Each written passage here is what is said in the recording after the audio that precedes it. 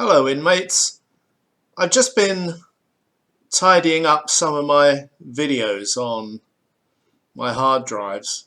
There's an awful lot of them now, and I'm aware that I've posted very little over the last few weeks, mainly because life is very samey here at the moment. You're probably aware that most everything is closed down. There's hardly anyone around, and if I carried on making videos right now, it would just be the same old deserted street scenes and me moaning about stuff. So, I just haven't bothered. Well, right now it's February 2021, and I want to take a little look back to a video that I partially completed in 2018 regarding some of the idiosyncrasies of living with people of a different culture. So step back into my RV in the middle of 2018. Howdy.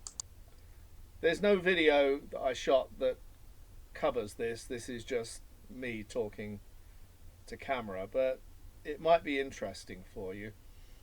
Regarding Thai people and their peculiarities, they're lovely people, but they're not the same as us. And one of their peculiarities is that they have a fixation for knowing how much things cost, what they're worth. And this can lead you into some very deep water, actually. Now, way back in the early days, the first thing I did was learn the numbers. It's always, if you're learning a language, learn the numbers first. It's the most useful thing. And I noticed by listening to their conversation, they were full of numbers going all the time, Uh, our speak isn't like that. But very soon it became apparent, once I could translate that these numbers related to how much I've been paying for stuff. And, it's not just how much did you pay for a bag of chicken or something. This was serious shit, like how much did the kitchen cost, or the TV, or this and that. So I just put that to the back of my mind. But as time went on, it became more apparent that they're actually fixated by it. It could be if you buy something and a Thai person sees it, they will say, "Oh, that's really great. How much did you pay?"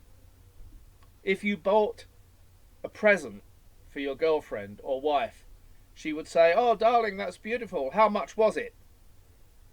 And in our mind, you just say, F off. It's a secret. I give it to you because I want to, and it's no business of yours how much it cost.